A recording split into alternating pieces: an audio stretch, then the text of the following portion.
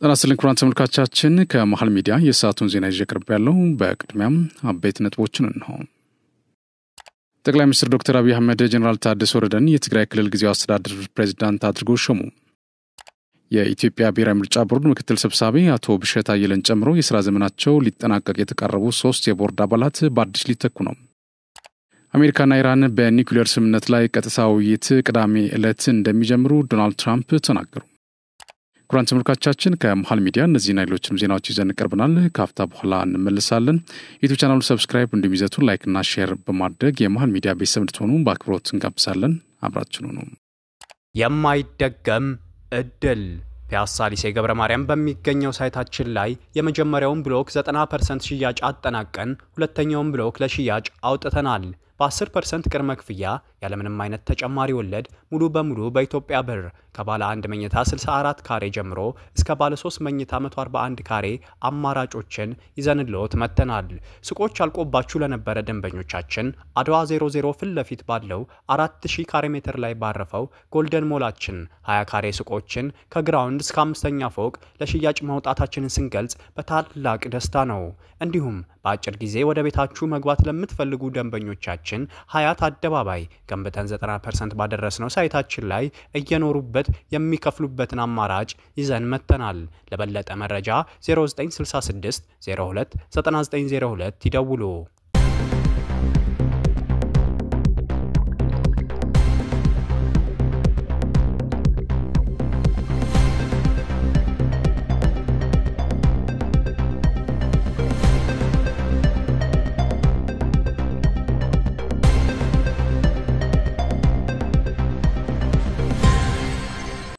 በቅድሚያም ሰበር ዜና።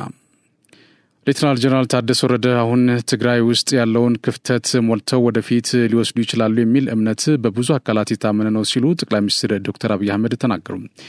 የትግራይ ክልል ጊዜያዊ አስተዳደር የፕሬዝዳንትነት የስልጣን ርክክብ ስነ ስርዓት በዛሬው ዕለት ተካሂዷል። ጠቅላይ ሚኒስትር ዶክተር አብይ አህመድ ባለፈው አንድ ወር ገደማ የኢትዮጵያን ህገ መንግስት፣ የፕሪቶሪያን ስምምነትና የዲፕሎማቲክ ማህበረሰቡን ምክር በማከል ሰፊ ውይይቶች ሲካሄዱ መቆየታቸውን ገልጸዋል። የአቶ ጌታቸው ረዳ የስልጣን ዘመን በህጉ መሰረት ሲያበቃ የሚቀሩ ቁልፍ ስራዎችን ለማከናወን ጊዜያዊ መንግስቱ መቀጠል አለበት የሚል ድምዳሜ በመያዝ ሽግግሩን ማን መርቶ ከግብ ሊያደርስ ይችላል የሚሉ ውይይቶች ሲደረጉ መቆየታቸውን አንስተዋል። ጠቅላይ ሚኒስትሩ በማህበራዊ ትስስር ገጻቸው ባሰፈሩት መልእክት በዛሬው ዕለት በሰላማዊ መንገድ በአዲስ ባህል የስልጣን ሽግግሩና ቅብብሎሹን ለማካሄድ የተዘጋጀ ፕሮግራም በይፋ አከናውነናል ብለዋል። ሌተናል ጀነራል ታደሰ ወረደ ባለፉት 2 ዓመታት የአቶ ጌታቸው ረዳ ምክትል ሆነው ሲያገለግሉ መቆየታቸውን የነበሩም ሲሆኑም ድካማችንና ጥንካሬያችንን በግልጽ እንደሚገነዘቡ በመልእክታቸው ጠቁመዋል። በዚህም ምክንያት አሁን ትግራይ ውስጥ ያለውን ክፍተት ሞልተው ወደፊት ሊወስዱ ይችላሉ የሚል እምነት በብዙ አካላት የታመነ መሆኑን ጠቅላይ ሚኒስትሩ ገልጿል። ሌተናል ጀነራል ታደሰ ወረደ የትግራይ ህዝብ የጠማውን ሰላምና ልማት እንደ ሌሎች ወንድሞቹ ወጥቶ የመግባት መሻት በማሳካት ለኢትዮጵያ ለአፍሪካም እጅግ ጠቃሚ ነገር ሰርቶ ለማለፍ ታሪክ የሰጣቸውን እድል እንደሚጠቀሙበት ተስፋቸውን ገልጸዋል። በሌላ ዜና ጠቅላይ ሚኒስትር ዶክተር አብይ አህመድ ከአፍሪካ ህብረት ኮሚሽን ሊቀመንበር መሐመድ አሊ ዩሱፍ ጋር ተወያይተዋል።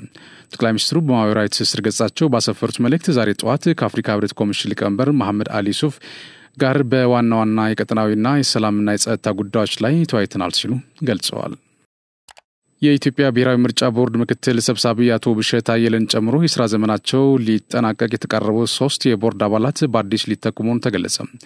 የ3ቱን አዲስ የምርጫ ቦርድ አመራር እጩ ለመመልመል የተዋቀረው ኮሚቴ ከነገ ረቡዕ ሚያዝያ 1 2017 ዓ.ም ጀምሮ ጥቆማ መቀበል እንደሚጀምር ቢቢሲ አስታውሷል።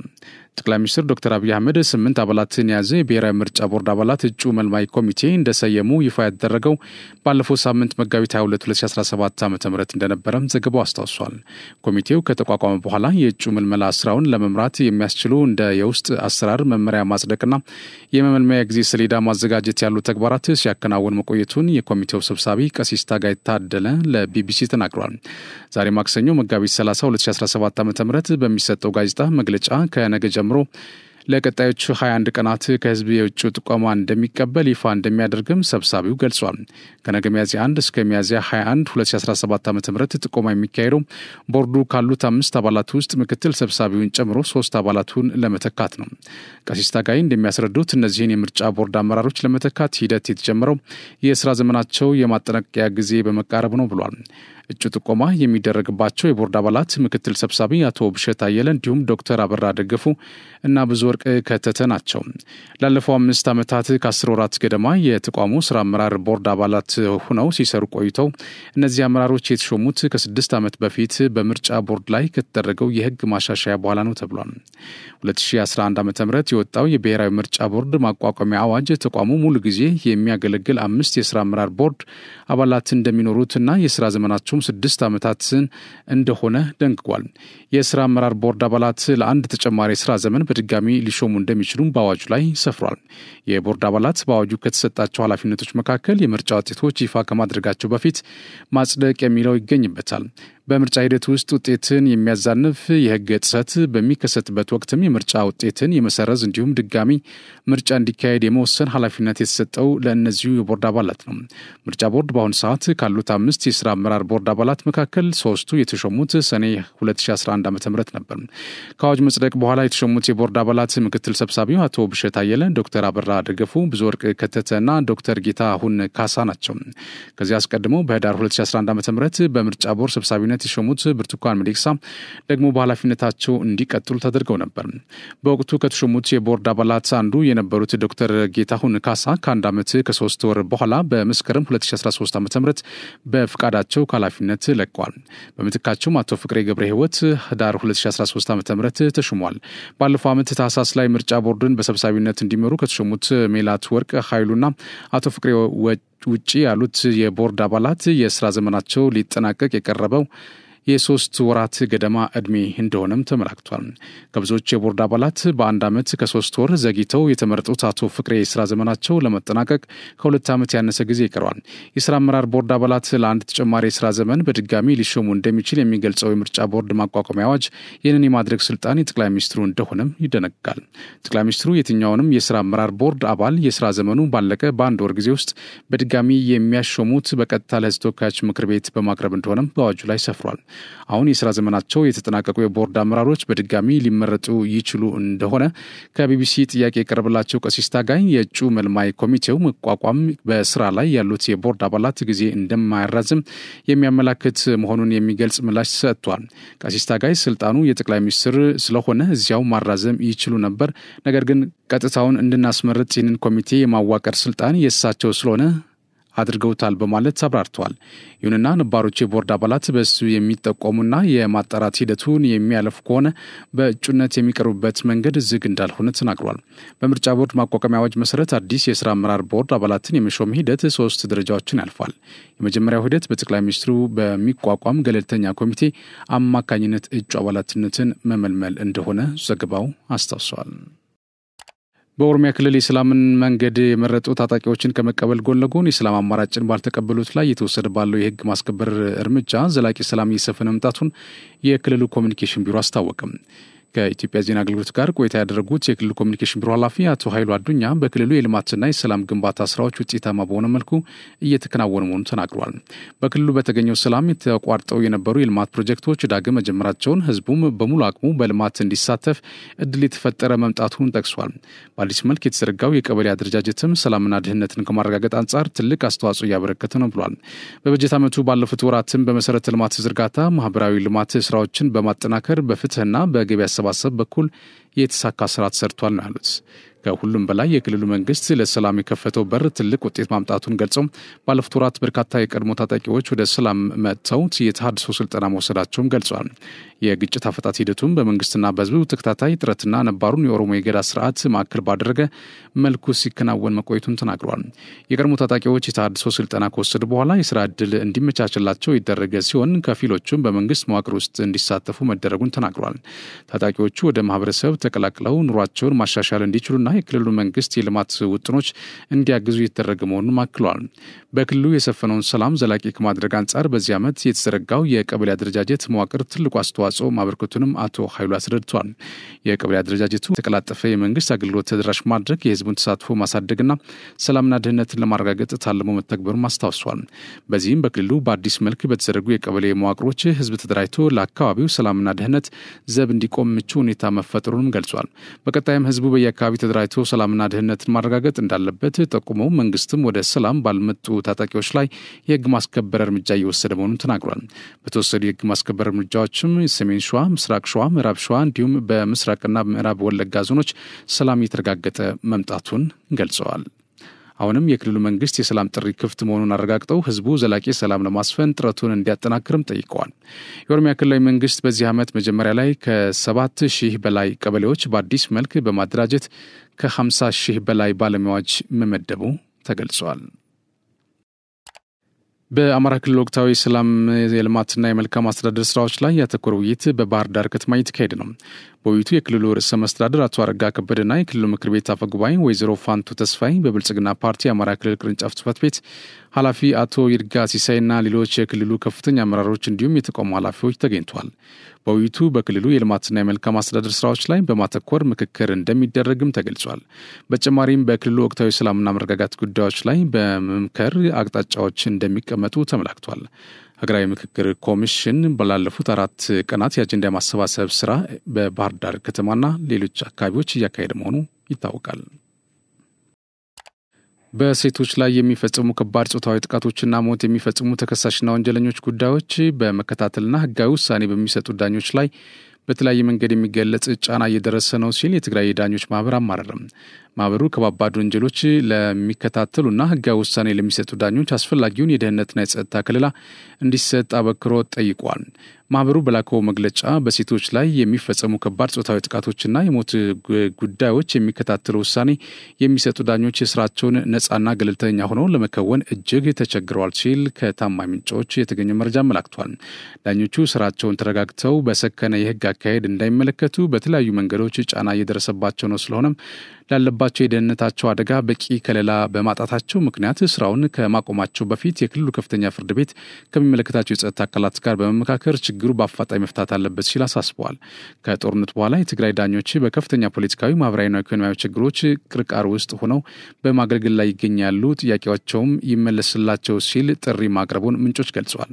በፌዴራልና በሌሎች ክልሎች የሚገኙ ዳኞች የሚያገኙት የደሞዝ ጭማሪና ጥቅማ ጥቅም የክልሉ ዳኞች እንደተነፈጉ ገልጾ የክልሉ ከፍተኛ ፍርድ ቤት በሌሎች ክልሎች እየተገበረ ያለውን የጥቅማ ጥቅም አሰራር ለመመለስ በጥናት ላይ ነኝ በማለት ከ1 ዓመት በላይ ማስቆጠሩ ልክ አይደለም ሲሉ ወቅሷል። የክልሉ ከፍተኛ ፍርድ ቤት የሀገሪቱን ህግና የትግራይ ነባራዊ ሁኔታ ከግምት ውስጥ በማስገባት የዳኞች የጥቅማ ጥቅም፣ የደሞዝ፣ የደህንነትና መሰል ጥያቄዎች እንዲመልስ ማህበሩ ጥሪ ማቅረቡን ምንጮች ገልጸዋል። አዲስ አበባ ዩኒቨርሲቲ 75ኛው ዓመት የአልማዝ ኢዮቤልዩ ክብረ በዓሉን የእስካሁን ታሪኩንና ወደፊት ተልዕኮውን በሚመጥን መልኩ ለማክበር ዝግጅት ያደረገ መሆኑን የዩኒቨርሲቲው ተጠባባቂ ፕሬዚዳንት ዶክተር ሳሙኤል ክፍሌ አስታወቁ። ተጠባባቂ ፕሬዚዳንቱ የዩኒቨርሲቲውን የራስ ገዝነት የሪፎርም አፈጻጸምና የ75ኛ ዓመት የአልማዝ ኢዮቤልዩ አከባበርን አስመልክቶ ለመገናኛ ብዙሃን መግለጫ ሰጥቷል። በመግለጫቸውም በሕዝብ ተወካዮች ምክር ቤት በወጣው የራስ ገዝ የዩኒቨርሲቲ ማቋቋሚያ አዋጅ መሰረት አዲስ አበባ ዩኒቨርሲቲ የመጀመሪያውን ራስ ገዝ ዩኒቨርሲቲ ለመሆን በቅቷል ብሏል። ከመስከረም 2016 ዓ.ም ጀምሮ አዲስ የሽግግር ስራ አመራር ቡድን በማዋቀር በራስ ገዝነት እሳቤ ላለፉት 18 ወራት በርካታ ስራዎችን እያከናወነ እንደሚገኝ ገልጿል። ዩኒቨርሲቲው የ5 ዓመት ስትራቴጂክ እቅድ በመቅረጽ የተገበረ እንደሚገኝ ጠቅሰው ከ2017 ዓ.ም ጀምሮ በራሱ መስፈርትና ምዘና ተማሪዎችን ተቀብሎ ማስተማር መጀመሩን አንስቷል። ዩኒቨርሲቲው ከምስረታው ጀምሮ በኢትዮጵያና በሌሎች የአፍሪካ ሀገራት መሪ የሆኑና በየዘርፉ ጉልህ ሚና እየተወጡ የሚገኙ ከ280 ሺህ በላይ ምሩቃንን ያበረከተ አንጋፋ ትምህርት ተቋም መሆኑን አስረድቷል። ዩኒቨርሲቲው 75ኛ ዓመት የአልማዝ ኢዮቤልዩ በዓል ያለፈውን በመዘከር መጪውን በማለም በሚል መሪ ሐሳብ እንደሚያከብርም አስታውቋል። የአልማዝ ኢዮቤልዩ ክብረ በዓል ዝግጅትን እስከ ታህሳስ 30 2018 ዓ.ም ለማጠናቀቅ ከሁሉም ኮሌጆችና የምርምር ኢንስቲትዩቶች የተውጣጣ ኮሚቴ ተቋቁሞ እየሰራ መሆኑን አንስቷል። በክብረ በዓሉ ዓለም አቀፍ ኮንፈረንስና ሴሚናሮችን፣ የቀድሞ ምሩቃን ሳምንት፣ የ75 ዓመታት ጉዞ፣ ዶክመንተሪ፣ የህትመት ውጤት፣ የስነ ጥበብና ኪነ ጥበብ እንዲሁም ስፖርታዊ ዝግጅቶች እንደሚካሄዱ አብራርቷል። ተገልጿል። ቀዳማዊ ኃይለ ሥላሴ ዩኒቨርሲቲ በሚል ስያሜ በታህሳስ 1943 ዓ.ም የተመሰረተው የአሁኑ አዲስ አበባ ዩኒቨርሲቲ በራስ ገዝ የአስተዳደር ስርዓት አስተዳደራዊና አካዳሚያዊ ነጻነቱን ጠብቆ እየሰራ የሚገኝ አንጋፋ የትምህርት ተቋም መሆኑን አመላክተዋል። ጣናነሽ ጀልባ ከጅቡቲ ዶራሌ ፈርጀ ብዙ ወደብ ወደ ሀገር ቤት ዛሬ ጠዋት ጉዞ ጀምራለች። ለቱሪዝም ዘርፍ ትልቅ አስተዋጽኦ እንደሚኖራትም ተገልጿል። ጀልባው 150 ሜትሪክ ቶን ክብደት የምትመዝን 38 ሜትር ርዝመት ያላትና 200 ተሳፋሪ የመያዝ አቅም ያላት ናት።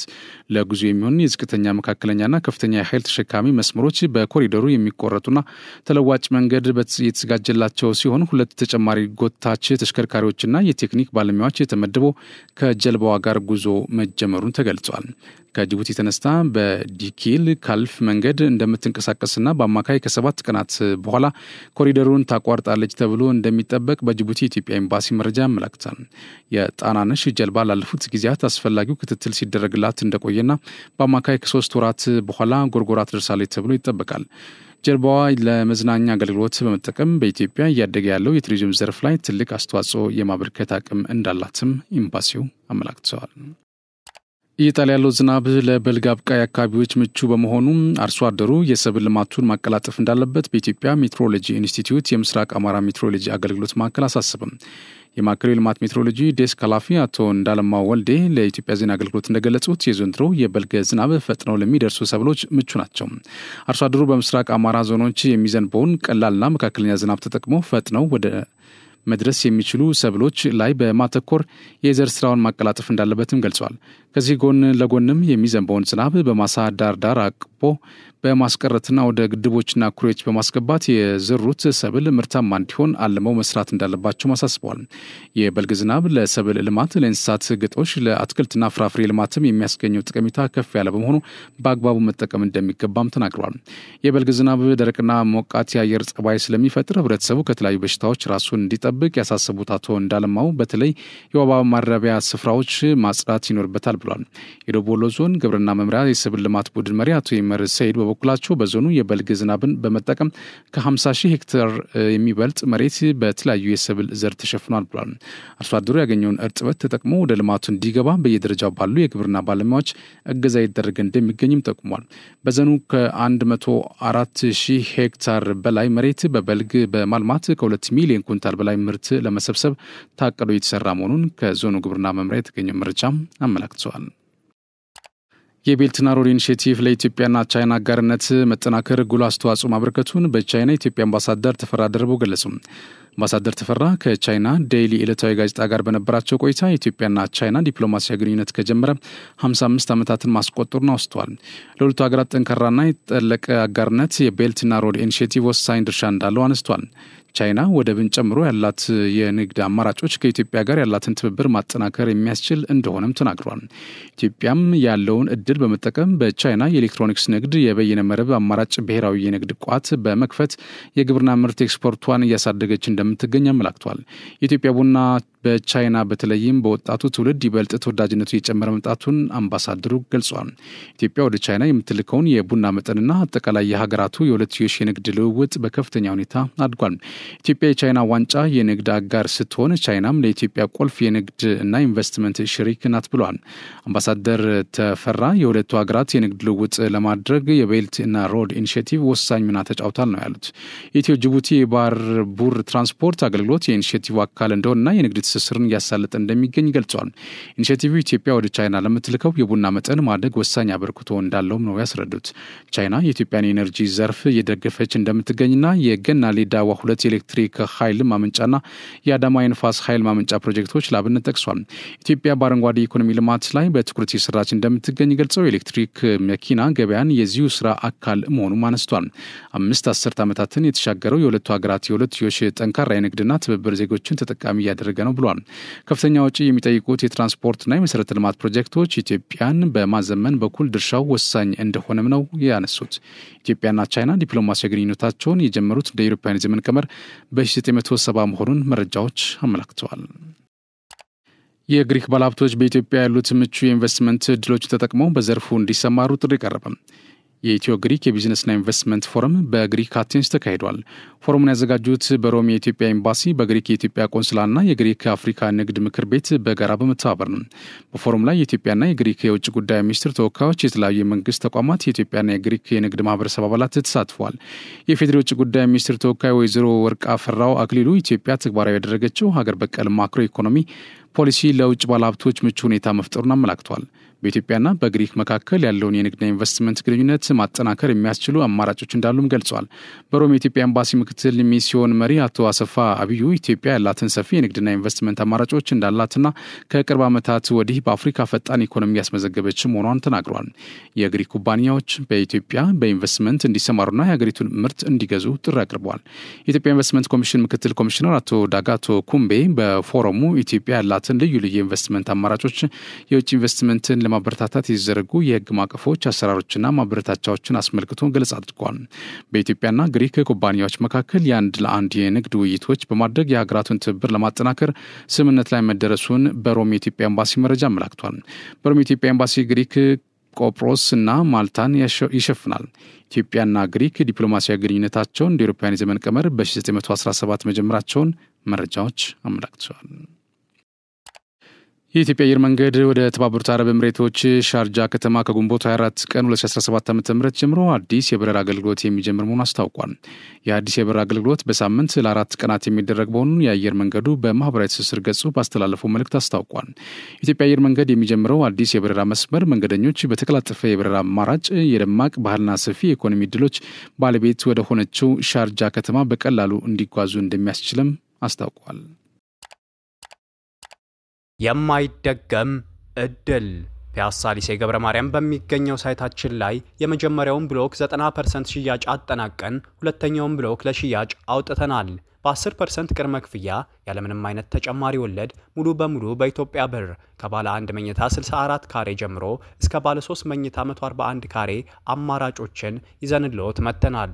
ሱቆች አልቆባችሁ ለነበረ ደንበኞቻችን አድዋ 00 ፊት ለፊት ባለው 4000 ካሬ ሜትር ላይ ባረፈው ጎልደን ሞላችን 20 ካሬ ሱቆችን ከግራውንድ እስከ 5ኛ ፎቅ ለሽያጭ ማውጣታችንን ስንገልጽ በታላቅ ደስታ ነው።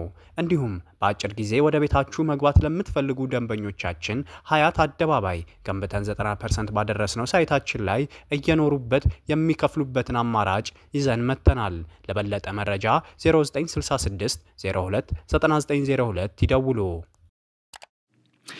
ይዘና በቀጥታ የሚተላለፍላችሁ ከመሃል ሚዲያ ነው። ወደ ውጭ እናልፋለን። አሜሪካና ኢራን በኒውክሌር ስምምነት ላይ ቀጥታ ውይይት ቅዳሜ ዕለት እንደሚጀምሩ ዶናልድ ትራምፕ ተናገሩ። የኢራን ውጭ ጉዳይ ሚኒስትር ውይይቱ እንደሚካሄድ አረጋግጠው ውይይቱ የሚካሄደው በተዘዋዋሪ ሊሆን ይችላል ካሉ በኋላ እድል የመሆኑን ያህል ምን እንዳለ ለመቃኘት ይረዳል ብለዋል። የዩናይትድ ስቴትስ ፕሬዝዳንት ሰኞ ዕለት በዋሽንግተንና ቴሄራን መካከል የሚደረገው ውይይት በከፍተኛ ባለስልጣናት ደረጃ ነው በማለት ተናግረው ስምምነት ላይ ካልተደረሰ ለኢራን በጣም መጥፎ ቀን ይሆናል ሲሉ አስጠንቅቀዋል። ባለፈው ወር የኢራን ከፍተኛ ሃይማኖታዊ መሪ አያቶላ አሊ ከሚኔ አሜሪካ ያቀረበችውን የቀጥተኛ ንግግር ጥያቄ በይፋ ውድቅ ካደረጉ በኋላ ዶናልድ ትራምፕ በኢራን ላይ ወታደራዊ እርምጃ ሊወሰድ እንደሚችል ተናግሮ ነበር። ትራምፕ ውይይት ለማድረግ ቀጠሮ መያዙን የተናገሩት ከእስራኤሉ ጠቅላይ ሚኒስትር ቤንጃሚን ኔታንያሁ ጋር በዋይት ሃውስ ከተገናኙ በኋላ ነው። ትራምፕ ቅዳሜ ከኢራን ጋር በጣም ትልቅ ስብሰባ አለን፣ ከነሱ ጋር በቀጥታ እነጋገራለን እና ምናልባት ስምምነት ሊደረስ ይችላል። ያ የሚሆን ከሆነ ጥሩ ነው ብለዋል። ትራምፕ አክለውም ድርድሩ ካልተሳካ ኢራን ትልቅ አደጋ ውስጥ ትገባለች ሲሉ የተናገሩ ሲሆን ኢራን የኒውክሌር ጦር መሳሪያ ሊኖራት አይችልም እና ውይይቱ ካልተሳካ በእውነቱ ለኢራን በጣም መጥፎ ቀን ይሆናል ብዬ አስባለሁ ብሏል። ፕሬዚዳንቱ የሚደረገው ንግግር በምን ደረጃ ላይ እንዳለ እንዲሁም የትኞቹ ባለስልጣናት እየተሳተፉ እንደሆነ ከመናገር ተቆጥበዋል። የኢራን ውጭ ጉዳይ ሚኒስትር ዋሽንግተንና ቴሄራን ሚያዝያ 4 2017 ዓ.ም በኦማን እንደሚገናኙ አረጋግጧል። አባስ አራክቺ በኤክስ ገጻቸው ላይ ያለውን የምንፈትሽበት የመሆኑን ያህል እድልም ነው፣ ኳሱ በአሜሪካ ሜዳ ውስጥ ነው ብሏል። ዶናልድ ትራምፕ በመጋቢት ወር በተባበሩት አረብ ኤምሬትስ በኩል ለኢራን መሪ ለድርድር ያላቸውን ፍላጎት የሚገልጽ ደብዳቤ ልከው ነበር። ምንም እንኳን የዶናልድ ትራምፕ የንድራድር ጥያቄ ውድቅ ቢደረግም የኢራን ባለስልጣናት በሶስተኛው ወገን ከአሜሪካ ጋር ሊኖር ስለሚችል ውይይት ያላቸውን ፈቃደኝነት አሳይቶ ነበር። የኢራን የኒውክሌር ጦር መሳሪያ የመገንባት አቅምን መግታት ለአሜሪካና አጋሮቿ ለ10 ዓመታት የዘለቀ ቁልፍ የውጭ ጉዳይ ፖሊሲ ግብ ሆኖ ቆይቷል። እንደ አውሮፓውያን የዘመን ቀመር በ2015 የወቅቱ ፕሬዝዳንት ባራክ ኦባማ ከኢራን ጋር የኒውክሌር እንቅስቃሴዋን እንድትገድብ የሚያደርግ እንዲሁም ዓለም አቀፍ ተቆጣጣሪዎች ወደ አገሪቱ ገብተው የኒውክሌር ማብላያዎች ከሲቪል ዓላማ ውጭ ለጦር መሳሪያ ማምረቻ አለመዋላቸውን እንዲከታተሉ ስምምነት ተፈራርመው ነበር። በምላሹም ኢራን ኢኮኖሚዋን ካሽመደመደው ማዕቀብ እፎይታ ለመስጠት ተስማምቶ ነበር። በዛ ስምምነት ቻይና፣ ፈረንሳይ፣ ጀርመን፣ ሩሲያና እንግሊዝ ፊርማቸውን አኑሮበታል። ሆኖም እንደ አውሮፓውያን ዘመን ቀመር በ2016 ትራምፕ አገራቸው ከስምምነት መውጣቷን አሳውቀዋል። ዶናልድ ትራምፕ በመጀመሪያው የፕሬዝዳንታዊ ምርጫ ዘመቻቸው ወቅት ስምምነቱን በከፍተኛ ሁኔታ ሲተቹት ነበር። በቀጣዮች ዓመታት ኢራን የገባቸውን ስምምነት መጣሷን ገልጸዋል። ዓለም አቀፍ የአቶሚክ ኢነርጂ ኤጀንሲ ቴህራን የኒውክሌር ቦምቦችን ለመስራት የሚያገለግል የበለጸገ የዩራኒየም ክምችት መገንባቷን ጠቅሶ አስጠንቅቋል። ከቅርብ ወራት ወዲህ ትራምፕ ከኢራን ጋር አዲስ ስምምነት የማድረግ ተስፋን ያነሱ ሲሆን ያ የማይሆን ከሆነ ግን ወታደራዊ እርምጃ እንደሚወሰድ ይዛቱ ነበር። እስራኤል ተቀናቃኟ ኢራን የኒውክሌር ጦር መሳሪያ እንዳታገኝ ማድረግ የረዥም ጊዜ ደህንነቷ ዋና ማዕከል አድርጋ ትመለከተዋለች። ባለፈው ዓመት ኢራን ቀደም ሲል በእስራኤል ላይ ለፈጸመችው የሚሳኤል ጥቃት አጸፋ የኢራንን ኒውክሌር ጣቢያ መምታቷ ይታወቃል። ኔታንያሁ በዋይት ሀውስ ንግግር ሲያደርጉ ኢራን የኒውክሌር ጦር መሳሪያ እንዳታገኝ ለማድረግ እኛና አሜሪካ ሁለታችንም አንድ ነን። በሊቢያ እንደተደረገው ሙሉ በሙሉ በዲፕሎማሲያዊ መንገድ ሊደረግ ይችላል። ያ መንገድም ጥሩ ነው ብዬ አስባለሁ ማለታቸውን አስታውሰዋል። ዶናልድ ትራምፕ ተጨማሪ 50% ታሪፍ ቻይና ላይ ለመጣል ዝተዋል። ቻይና ወደ አሜሪካ የምትልካቸው ሸቀጦች ላይ ቻይና የጣለችውን 34% ታሪፍ የማይነሳ ከሆነ ተጨማሪ 50% ታሪፍ ቻይና ላይ እንደሚጥሉ አስታውቀዋል። ባለፈው ሳምንት ቻይና ላይ ለጣሉት ታሪፍ በምላሹ ቻይና 34% ታሪፍ እንደምትጥል አስታውቃለች። ትራምፕም ቻይና የጣለችውን የአጸፋ ታሪፍ እስከ ማክሰኞ ድረስ ካላነሳች 50% ተጨማሪ ታሪፍ እንደሚጥሉ አስጠንቅቀዋል። ትራምፕ የጣሉትን ታሪፍ በተመለከተ በአሜሪካ የቻይና ኤምባሲ የምጣኔ ሀብት ጭቆና ነው፣ መብታችንን ከማስጠበቅ ወደ ኋላ አንልም ሲል ምላሽ ሰጥቷል። ትራምፕ ተጨማሪ 50% ታሪፍ ቻይና ላይ ከጣሉ የአሜሪካ ተቋማት ከቻይና የሚያስገቡት ምርት በአጠቃላይ 104% ታሪፍ የተጣለበት ይሆናል። ይህም የዓለም ሁለት ትልቅ ምጣኔ ሀብት አገራትን የንግድ ጦርነት እንዳያባብሰው ተሰግቷል። ትራምፕ በትሩዝ ሶሻል ገጻቸው ከቻይና ጋር ስለ ታሪፍ እንድንነጋገር የተያዘው እቅድ ተሰርዟል ብሏል። ከሌሎች ሀገራት ጋርም ስለ ታሪፍ የሚደረግ ድርድር ለጊዜው መክታታቸውን አክሏል። ብዙ አገራት ከኛ ጋር ለመደራደር እየመጡ ነው፣ ፍትሐዊ ድርድሮች ይሆናሉ ብለዋል። ቻይና የአጸፋ ታሪፍ እንዳትጥል ቢያስጠነቅቁም ቻይና ግን ታሪፍ ለመጣል ወስናለች።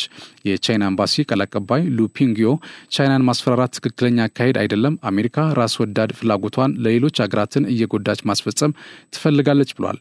ትራምፕ በበኩላቸው 36 ትሪሊየን ዶላር እና ዕዳ ያለብን ያለ ምክንያት አይደለም፣ ቻይናና ሌሎችም ሀገራት ጥሩና ፍትሐዊ ስምምነት ላይ መድረስ አለባቸው፣ አሁን ጊዜ አሜሪካ ትቅደም ነው ብለዋል።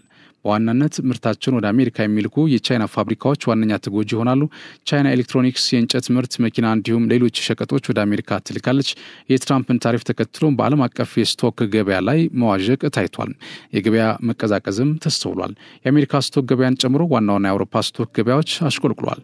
ትራምፕ ታሪፉን በተመለከተ ከሀገራት ጋር የሚደረገውን ድርድር ከተወሰነ ጊዜ በኋላ እንደሚቀጥል ገልጸዋል። ክቡራን ተመልካቾቻችን ከመሃል ሚዲያ ለሰዓቱ ያዝናቸው ዜናዎች እነዚህ ናቸው። ስለተከታተላችሁ እናመሰግናለን። ቀሪ ዝግጅቶች ይቀጥላሉ። በእኔ በኩል ጨርሻለሁ። በያላችሁበት ሰላም ሁኑ። የማይደገም እድል ፒያሳ ሊሴ ገብረ ማርያም በሚገኘው ሳይታችን ላይ የመጀመሪያውን ብሎክ 90% ሽያጭ አጠናቀን ሁለተኛውን ብሎክ ለሽያጭ አውጥተናል። በ10% ቅድመ ክፍያ ያለምንም አይነት ተጨማሪ ወለድ ሙሉ በሙሉ በኢትዮጵያ ብር ከባለ 1 መኝታ 64 ካሬ ጀምሮ እስከ ባለ 3 መኝታ 141 ካሬ አማራጮችን ይዘንልዎት መጥተናል። ሱቆች አልቆባችሁ ለነበረ ደንበኞቻችን አድዋ 00 ፊት ለፊት ባለው 4000 ካሬ ሜትር ላይ ባረፈው ጎልደን ሞላችን 20 ካሬ ሱቆችን ከግራውንድ እስከ 5ኛ ፎቅ ለሽያጭ ማውጣታችንን ስንገልጽ በታላቅ ደስታ ነው። እንዲሁም በአጭር ጊዜ ወደ ቤታችሁ መግባት ለምትፈልጉ ደንበኞቻችን ሀያት አደባባይ ገንብተን 90% ባደረስነው ሳይታችን ላይ እየኖሩበት የሚከፍሉበትን አማራጭ ይዘን መጥተናል። ለበለጠ መረጃ 0966 02 9902 ይደውሉ።